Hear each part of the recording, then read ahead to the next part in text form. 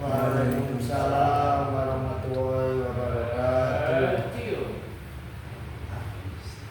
Alhamdulillah, alhamdulillahilladzi arsala rasulahu bil huda wa dinil haqq liyudhhirahu 'ala ad-din kullihi walau karihal musyrikun.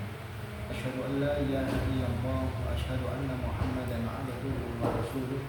Allahumma shalli wa sallim wa barik 'ala nabiyyina wa maulana Muhammadin wa 'ala alihi wa ashabihi wa man tabi'ahum bi ihsan ila yaumiddin. Qala Allah Ta'ala fi kitabihi al-karim, a'udzu billahi minasyaitonir rajim. Ya ayyuhalladzina amanu taqullaha wal tanzur nafsun ma qaddamat lighad wattaqullaha innallaha khabirun bima ta'malun. Alhamdulillah teman-teman sekalian, pada kesempatan malam hari ini alhamdulillah masih diberikan sehat oleh Allah Ta'ala bisa berkumpul bersama-sama di tempat ini untuk mempelajari, bermuhasabah dan merenungkan setiap perbuatan kita. Mudah-mudahan kita diberikan keistiqomahan dalam segala kebaikan. Alhamdulillah dengan situasi dan kondisi saat ini bisa kita lihat dengan banyaknya kegiatan terutama di bulan ini. Alhamdulillah mudah-mudahan remaja ini juga semakin berkembang, semakin kompak dan juga semakin banyak teman-teman yang ikut partisipasi untuk gabung dengan remaja karena memang kegiatan yang lumayan menarik. Makanya wajar dorong paling tidak kita usahakan diri kita masing-masing, terutama kita fokuskan, kita pertahankan supaya kita terus berada pada kebaikan dan kita menjadi pelopor dalam kebaikan dan kita pertahankan posisi itu. Selagi banyak teman-teman di luar sana yang tidak mau gabung dengan kita, maka kita usahakan, kita sadarkan. Alhamdulillah pada kesempatan ini kita tunjukkan ini para remaja masjid ini mampu bahkan memiliki potensi untuk mengembangkan bahkan memakmurkan masjid ini dengan adanya banyak kegiatan bahkan majelis-majelis yang lainnya, sehingga kita semua bisa semakin bersemangat bersama-sama dan juga beramal soleh untuk memakmurkan masjid ini. Ikhwatul kiram, pada dasarnya bahwa dalam segala kehidupan kita ini semuanya berpengaruh dan bergantung kepada dua hal yang senantiasa diingatkan oleh Rasulullah SAW. Man yadmanu lima baina lahyaihi wa ma baina fakhidaihi adna lahu jannah. Dua anggota badan inilah yang akan membuat kita semakin banyak dosa, dan dosa yang didapatkan itu akan semakin besar jika orang tidak mempedulikannya. Yang pertama berkaitan dengan lisan kita, dan yang kedua dengan masalah aurat kita. Dua masalah ini, dua anggota badan kita ini, insya Allah kita semua masing-masing punya. Ada yang nggak punya? Mungkin bagi yang penyakit atau operasi kadang-kadang memang karena doluri bahkan dihilangkan karena penyakit. Tapi setidaknya Allah memberikan peringatan buat kita. Ini nikmat yang kita dapatkan. Alhamdulillah kita diberikan posisi dan juga anggota tubuh yang sempurna. Tapi di antara seluruh anggota badan kita yang paling berbahaya itu dua hal, lisan kita dan juga aurat kita. Karena banyak orang yang sekarang bahkan para remaja itu tergelincir dan terjerumus dikarenakan dua hal ini. Ma baina lahyaihi, di antara dua bibir yaitu lisan kita ini yang sangat paling parah dan paling banyak diremehkan karena omongan dan ucapan atau lisan ini tidak butuh modal banyak, tidak butuh tenaga yang besar. Pokok bisa keluar suara bisa. Makanya kalau kita tidak berhati-hati bersama menjaga lisan kita, otomatis akan banyak sekali dosa-dosa yang keluar, yang timbul dikarenakan ucapan dan dari lisan kita yang tidak kita jaga. Dan yang kedua juga tidak kalah pentingnya, aurat kita ditekankan oleh Rasulullah, jagalah dan tutup aurat kita sebaik-baik mungkin. Kita punya aurat, yang namanya aurat itu sesuatu yang tabu dan tidak boleh ditampakkan, itu rahasia dan juga kepemilikan kita sendiri-sendiri. Meskipun meskipun kita merasa podo duwe, sekalipun kita sesama jenis, sesama laki-laki maupun sesama perempuan, tidak boleh kemudian kita menampakkan aurat kita kepada orang lain. Makanya hindari kalau misalkan kita masuk di kamar mandi umum, bukan kamar mandi umum, kalau sekarang kamar mandi banyak yang umum, yang maksudnya itu satu kamar mandi tapi digunakan untuk semua orang, untuk jamaah, nggak boleh. Kadang-kadang untuk sekolah anak tempat lain, semua antri mau bubar kabeh. Ini nggak boleh. Kenapa? Karena ini mengumbar aurat, otomatis akan nampak dan kelihatan aurat kita. Meskipun teman-teman ngomong, "Lah aku podo duwe ini." Meskipun podo duwe ini, tapi tetap nggak boleh menampakkan aurat kita kepada siapapun sekalipun itu sesama jenis kita. Karena apa? Kita tidak tahu perasaan yang muncul atau niatan nanti yang keluar. Awalnya mungkin teman-teman kita, orang di sekitar kita menganggapnya biasa. Tapi siapa tahu ketika tahu boleh sampean, oh ternyata begitu. Sing belang, macam bulat, macam pink, macam putih, macam kalian. Maka akan muncul pikiran-pikiran yang lain yang bisa jadi ada niatan buruk.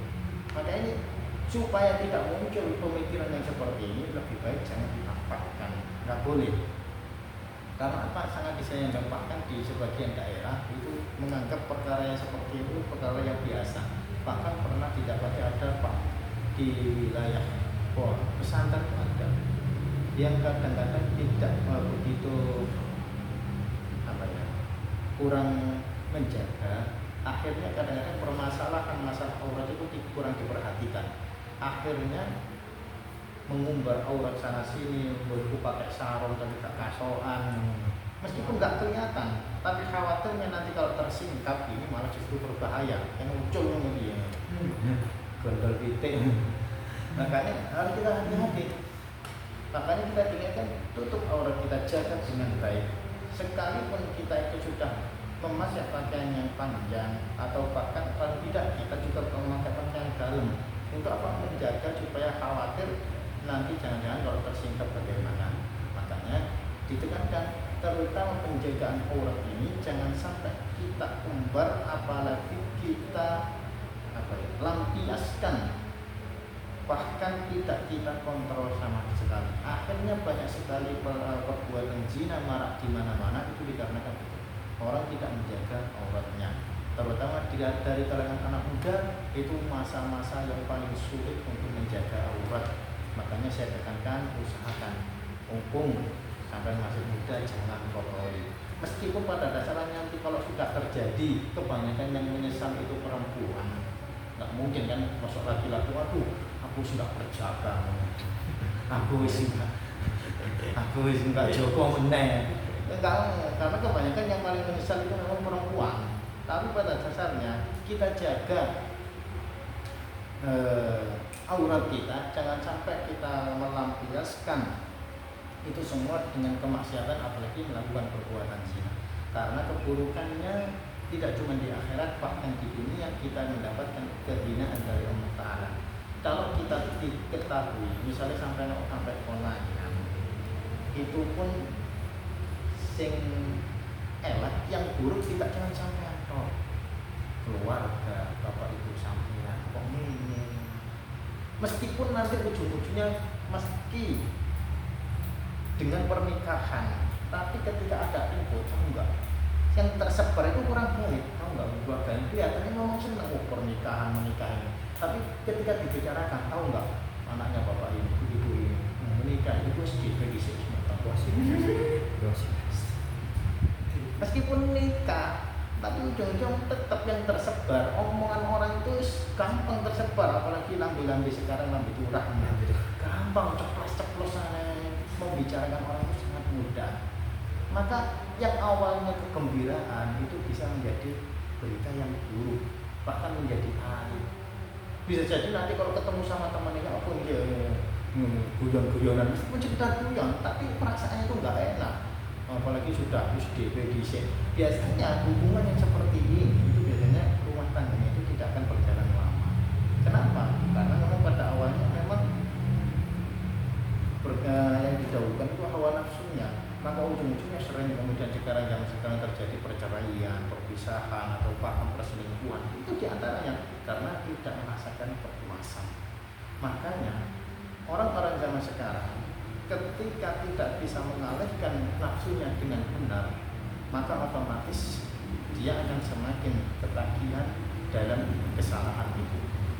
Makanya kita diingatkan bahwa kenikmatan pertama kali yang dirasakan oleh seseorang itu akan memicu kebiasaan nantinya di masa mendatang. Maksudnya bagaimana?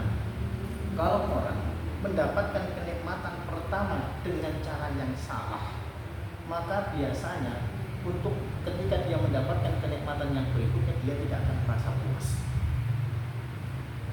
Dia akan sering membanding-bandingkan dengan kenikmatan-kenikmatan yang lain.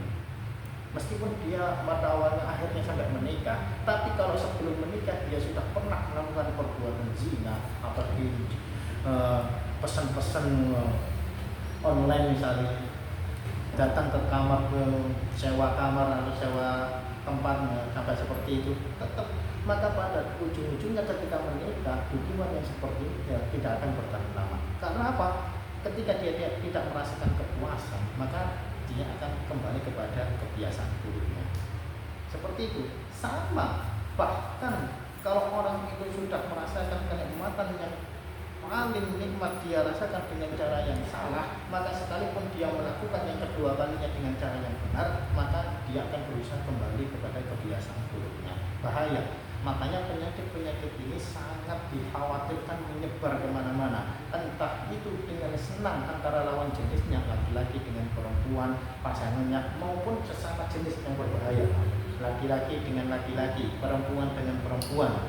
Kenapa? Kenikmatan pertama, misalkan orang berhubungan pertama kali, menjalin hubungan asmara, bahkan sampai melakukan perbuatan zina, dia mendapatkan kenikmatan pertama kali di saat itu, maka bisa jadi ini akan mempengaruhi kehidupan di masa mendatang. Kebiasaan inilah yang kemudian memicu sulit untuk meninggalkan. Bahkan ketika dia diarahkan, apalagi sudah menjadi penyakit kebiasaan, itu sangat sulit untuk dihentikan. Kalau orang sudah terlanjur kadung senang, angel, sudah terlanjur sangat cinta, sangat senang, apalagi sudah terbiasa melakukan perbuatan itu sampai berzina berkali-kali, sulit untuk dihentikan. Bahkan kalau misalkan dipisahkan, bahkan dengan jarak yang lama, kalau tidak ada pendidikan, bimbingan yang baik, maka kebiasaan ini akan sulit ditinggalkan. Sekalipun misalkan misalnya ada kasus ini dalam tempat kerja atau bahkan ketika sekolah, ada anak yang mungkin entah itu senang lawan jenis atau bahkan sesama jenis, saking senangnya sampai-sampai kemudian pihak sekolah, pihak orang tua berusaha untuk memisahkan. Pokoknya jangan sampai ketemu, dipisahkan, kalau perlu dipindah sekolah, nggak ketemu. Tapi kadang-kadang kebiasaan buruk ini sulit berhenti dikarenakan dia pernah merasakan kenikmatan pertama kali. Makanya orang yang melakukan perbuatan zina, apalagi dengan sukarela, sama-sama mau maupun dengan terpaksa, atau bahkan kasus pemerkosaan, itu kadang-kadang mengubah kehidupan seseorang. Mengubah bagaimana? Ketika orang sudah merasakan kenikmatan pertama, sekalipun itu dengan paksaan, itu bisa jadi mengubah kehidupan seseorang, akhirnya sulit untuk meninggalkan perbuatan itu. Gambarannya, orang yang misalkan dengan paksaan, dalam kasus paksaan perbuatan zina, pemerkosaan, kadang-kadang orang yang melakukan perbuatan yang seperti ini kan siapa yang tahu bahwa orang yang melakukan ini melakukan dengan berbagai macam cara, bahkan sampai misalnya sampai membuat lemes, nggak bisa, sampai semaput, sampai isu misalnya, katanya. Ini kan seolah-olah ini dia merasakan kenikmatan pertama kali dalam hidupnya, sehingga selain ini membuat dia depresi, kemudian membuat dia mentalnya terganggu, dan karena dia mendapatkan kenikmatan pertama dengan cara yang seperti itu, bisa jadi dia itu terbayang-bayang. Bahkan ketika misalkan dia menikah, bisa menikah sekalipun, bisa jadi ketika dia berhubungan dengan suaminya atau bahkan dengan pasangannya, itu malah dia tidak bisa merasakan kepuasan seperti yang pernah dia rasakan pertama kali. Makanya berbahaya. Maka untuk anak muda diingatkan, hati-hati. Kalau sampai sudah terlanjur terjerumus, wis nyoba sekali kok enak rasanya, minuman terusan. Kalau perlu ketika sampai sudah kebiasaan terusan kalau perlu ngalang-ngalang minum obat dalam sehari 3 kali sehari, ngalang-ngalai kalau perlu dari malam sampai isu dilakoni, nggak mandek-mandek ya Allah, itu bisa jadi ini akan mempengaruhi kehidupan nanti dalam rumah tangga. Gurung rabi kayak ngono ketika rabi. Karena apa? Ketika dia menikah nanti khawatirnya ketika dia berhubungan dengan pasangannya dia merasa kok ini apa enak, akhirnya gue dia meskipun merasa waduh mosok baru menikah berapa bulan kok sudah cerai nanti diomong orang bagaimana, maka nggak heran banyak kasus perselingkuhan orang ketiga. Karena apa? Dia merasa tidak puas dan tidak bisa meninggalkan kebiasaan buruknya itu. Makanya diingatkan, hati-hati wahai semua kalangan muslimin, ingatlah 2 anggota badan ini sangat berbahaya. Kalau kita tidak mampu menjaga lisan, maka sedikit demi sedikit dosa ini akan semakin menumpuk dari lisan kita. Kita menganggap olah kak dosa, kak pokok, gurung ini tok ya. Iya gurung ini, tapi yang diteruskan sampai sudah ngomong seperti itu sudah berapa tahun, sekarang umur berapa, tinggal ditotal selama bertahun-tahun itu di antara ucapan yang baik dengan ucapan yang jelek atau bahkan sing misuk-misuk itu banyak yang mana? Yang tahu ya wis kita sendiri. Begitu juga dengan aurat kita. Rasulullah mengingatkan kalau kita mampu menjaga aurat kita dengan baik, alhamdulillah kita jaga sampai misalkan kita halalkan, kita menikah, alhamdulillah berhasil. Tapi ketika sudah menikah ini tidak menghentikan kita kemudian boleh mengumbar aurat seenak dewi. Enggak boleh. Tetap sekalipun kita sudah menikah bukan berarti wis halal karena sudah punya pasangan kemudian diumbar kepada yang lain, enggak boleh. Makanya dalam hadis disebutkan bahwa seorang dalam rumah tangga pasangan suami istri itu tidak boleh kemudian menceritakan cerita-cerita apalagi kepada teman yang lain sekalipun seru. Cerita kepada yang lain bagaimana hubungannya dengan pasangannya dan bagaimana apalagi gayanya mau takut, nggak boleh diceritakan. Oh bujuku kok ini, nggak boleh diceritakan karena ini aurat, aib, nggak boleh yang seperti ini. Perkara yang seperti ini cerita saja nggak boleh, apalagi kok dilakoni temenan. Karena ada sebagian pasangan itu merasa tidak puas melakukan dengan pasangannya sendiri, bahkan rela nyewa orang kalau perlu bujurnya itu dibalik. Itu bagaimana ketika berhubungan dengan satu orang itu nggak puas, bahkan kalau perlu double, bertiga, 3 lawan 1, ngomong 10 lawan 1, tidak merasakan kepuasan. Ini bahayanya. Makanya kita tinggalkan bahayanya perzinahan, menyebarnya perzinahan ini sangat luar biasa merusak. Dan anak-anak muda zaman sekarang ini, alhamdulillah kalau sampai tidak berusaha menjaga aurat ini luar biasa. Insya Allah kita akan senantiasa dijaga oleh Allah. Makanya paling kita usahakan, kita ingatkan diri kita terus hati-hati. Ojo diterusno, sadar, ojo diterusno. Ketika kita sudah terlanjur melihat sing enak-enak misalnya, enak-enak ya Allah, sing seger-seger, menyejukkan pandangan. Ojo diterusno, ini no, saya kok bunyi mari ngaji kaulah ya. Siti-siti lah kurai, ojo malah diterusno, oh malah kok malah disimpen ya ojo. Hati-hati. Karena apa? Itu salah satu yang memicu nafsu. Mungkin ada yang menganggap aku kan aku dewi. Iya, sampai itu akan merusak mental sampean. Akhirnya nyetel HP selain yo ngentekno kuwata. Kemudian ngebutuh boleh koleksinya dipuas-puas dan sebagainya. Bahkan ya semakin merusak. Pikirannya itu nggak jernih, akhirnya tumbuhlah remaja-remaja yang rusak, yang moralnya rusak juga. Memang, padahal masa muda itu adalah masa pertumbuhan yang baik. Kalau tidak dikembangkan dengan baik, maka khawatirnya malah justru akan semakin rusak. Yang semestinya pendapat dan pemikirannya itu mampu merubah atau bahkan menjadikan perkembangan wilayah itu bisa berkembang pesat, tapi dengan pergaulan yang salah, kemudian dengan cara yang salah, akhirnya malah justru merusak segala-galanya. Makanya ini tentunya kita juga mempelajari adab dan juga akhlak dalam kehidupan kita. Kemudian kita bahas di sini berkaitan dengan akhlak yang baik. Di sini ada sebuah pembahasan yang luar biasa. Di sini disebutkan harta yang baik itu terletak pada orang yang baik. Artinya orang yang berperilaku baik itu ibarat dia adalah harta yang berharga. Kalau orang punya teman, punya kenalan, dia orang baik, dia sopan, dermawan, insya Allah akhlaknya baik, kemudian dia nggak uraan, nggak gablek, apalagi ngomongnya ngawur-ngawur, insya Allah ini ibarat jangan dilepaskan.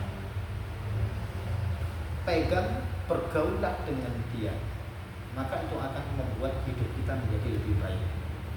Dan ini yang ditekankan dengan menjaga pergaulan kita.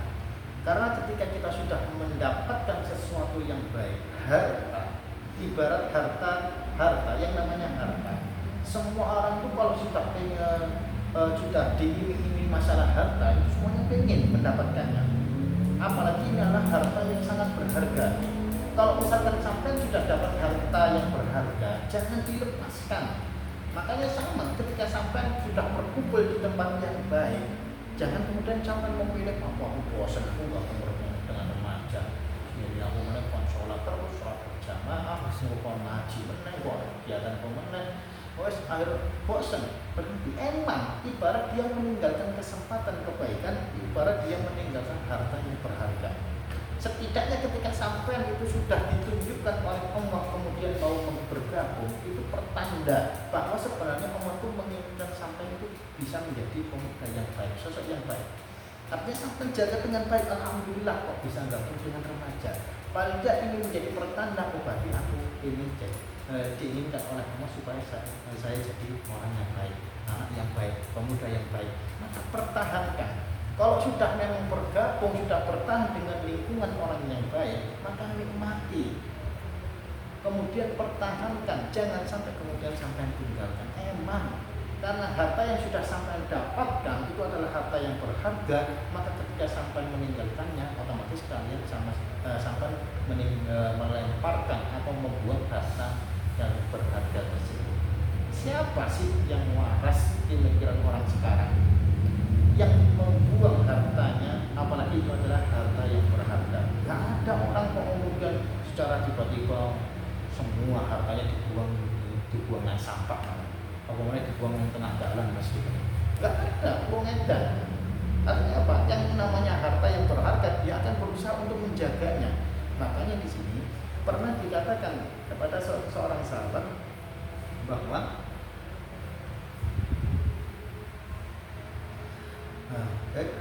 pernah Nabi SAW mengutus seseorang kepada Amr bin As untuk mengambil pakaian dan senjata Nabi. Ada seseorang yang pernah diutus Nabi untuk bertemu dengan Amr bin As untuk mengambil pakaian dan senjata beliau. Maka akhirnya setelah pergi mendatangi orang itu, kemudian beliau mengarahkan pandangannya kepadaku dan mengangguk-anggukkan kepalanya. Dan bahkan Nabi mengatakan, wahai Amr, aku ingin mengutusmu, yaitu memimpin sebuah tentara. Niscaya Allah akan memberimu harta dan aku akan memberimu dari harta yang baik. Artinya Nabi SAW ini menginginkan bahwa sosok Amr bin Al-As ini adalah sosok yang mulia dan ingin menjadikan Amr bin As ini menjadi orang yang hebat, bahkan dipilih Nabi untuk memimpin suatu pasukan. Makanya Nabi juga pernah mengatakan, ni'mal malu as-solihu lil mar'is sholih. Sebaik-baik harta yang baik adalah yang terdapat pada orang yang baik. Itu harta yang baik. Sebaik-baik harta itu ada pada orang yang baik. Makanya kalau sampai berusaha menjadi baik, sama saja sampai itu berusaha menjadi harta yang baik, harta yang berharga. Sampai itu menjadi harta yang berharga bagi orang lain. Maka sampai jaga dengan baik perilaku sampean.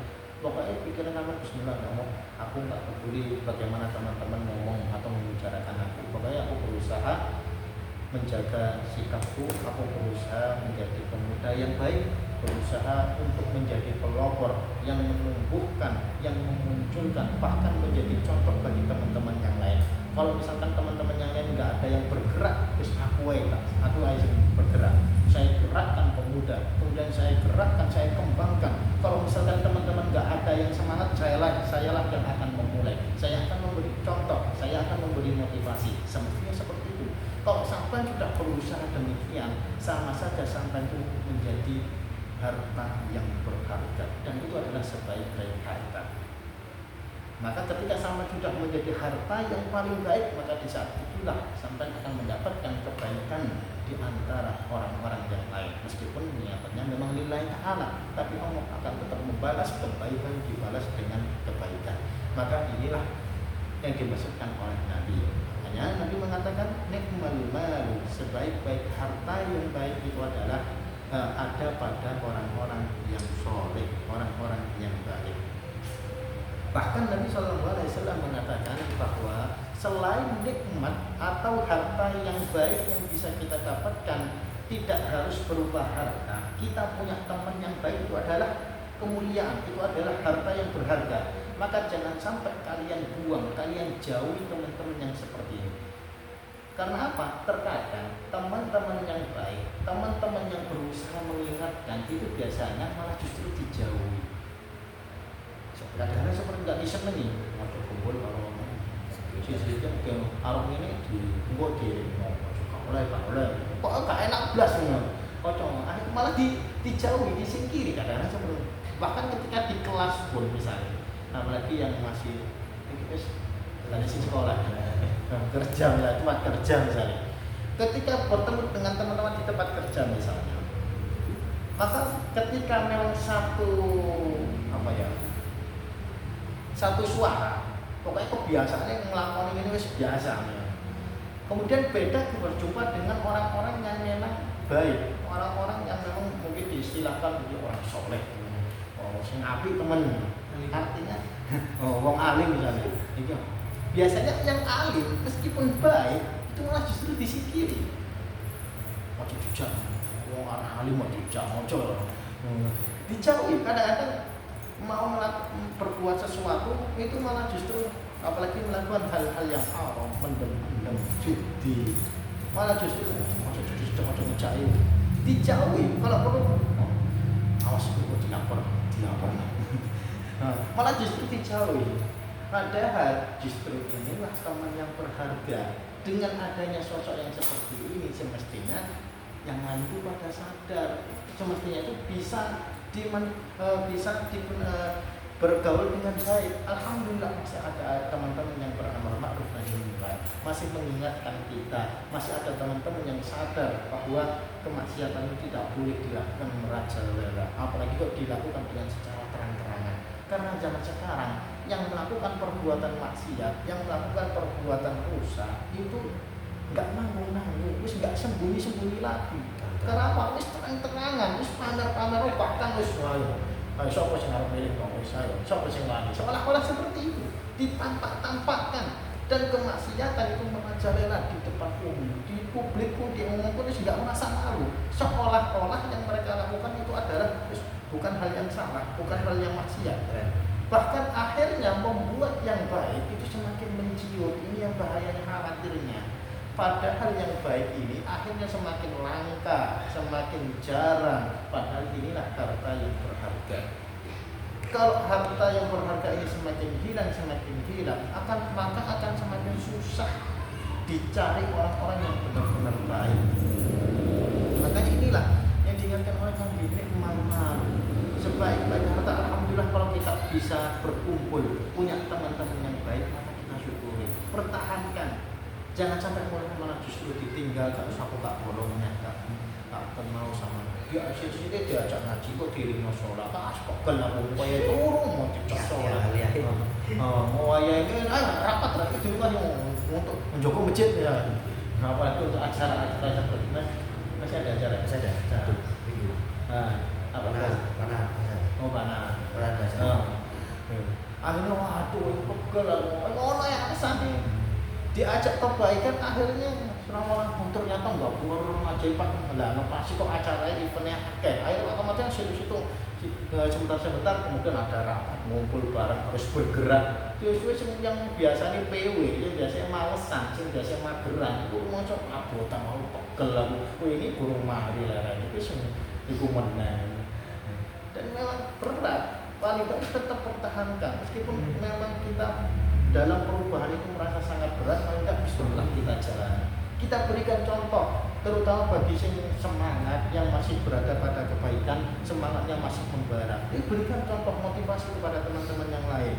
Karena nggak semua orang itu punya semangat yang sama. Diberikan motivasi, sekarang orang harus dilokai, kebaikan itu. Mudah-mudahan remaja ini semakin berkembang, semakin banyak yang minat, semakin ramai. Ini tujuannya.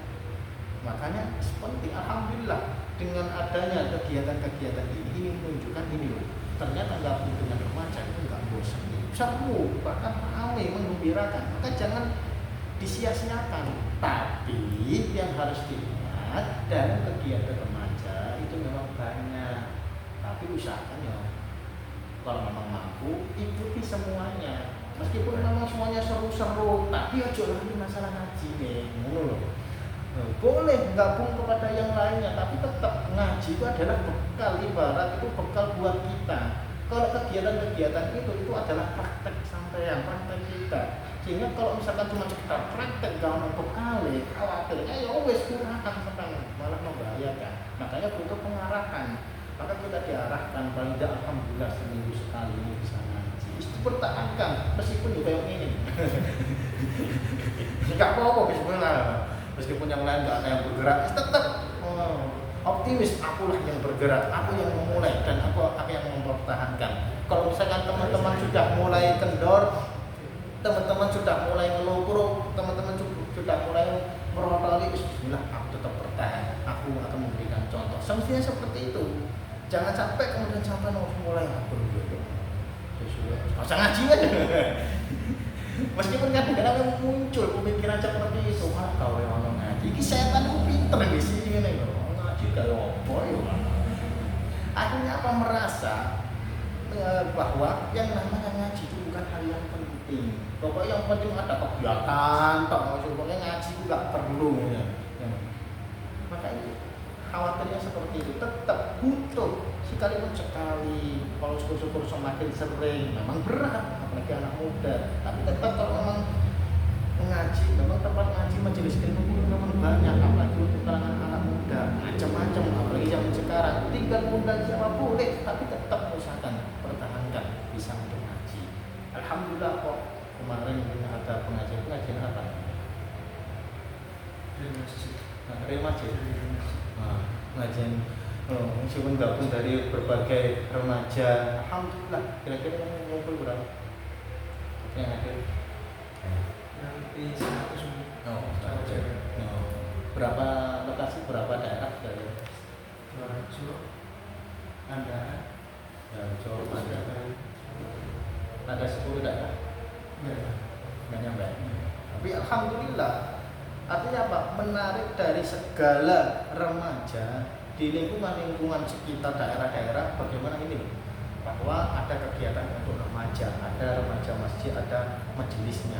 Artinya untuk menggambarkan bahwa pergerakan remaja dalam masjid itu ada, karena zaman sekarang masjid itu sangat jarang anak mudanya, apalagi untuk musola nggak ada. Masjid sing gede remaja gak gerak kok omane musola cilik. Adanya sholatnya mungkin yang bermaghrib subuh tok, maghrib bisa subuh. Kadang-kadang seperti itu, apalagi tempat-tempat pelosok, kadang-kadang orang-orang kerja, duhur asar mungkin bisa jadi kalau ada. Di luar-luar kadang-kadang seperti itu. Makanya alhamdulillah di sini kok sholat 5 waktu, kemudian adanya juga 5 waktu, semuanya ada. Ini menunjukkan alhamdulillah masjid ini hidup. Tapi masjid ini akan semakin hidup dan semakin makmur ketika remajanya juga bergerak. Bergerak itu bukan gerak-gerak yang kluket-kluket tak, yang enggak, tapi tunjukkan remajanya memang ada kegiatannya, ada pengajiannya, ada gerakan remaja. Meskipun makanya banyak kita lihat di luar sana mungkin saudara-saudara dari NU, kemudian mereka supaya menarik kalangan remaja biasanya mengadakan sholawatan atau bahkan rebana di masjid. Meskipun menurut mereka itu nggak masalah memang untuk menarik perhatian para remaja daripada untuk dangdutan nang Joko kalau mendem-mendem laporan nang warkop, mending nang masjid aja masih untuk sholawatan rebana nggak masalah. Yang penting ya ojo sampai kemudian awalnya rebana sholawatan sufi dan DJ ojo. Jangan, tetap ada tempatkan pada posisinya. Makanya kembali dalam pembahasan ini tetap bahwa ketika kita punya teman yang baik, maka itu adalah harta yang berharga. Maka kita manfaatkan, kita pertahankan. Dengan adanya teman yang seperti ini, setidaknya ini menjadi pengingat. Masih ada teman-teman yang peduli kepada kita, yang mengajak kita untuk berbuat baik. Kalau misalkan teman-teman ini yang tak ada, khawatirnya kita pun akan bergaul dengan teman-teman yang semakin rusak.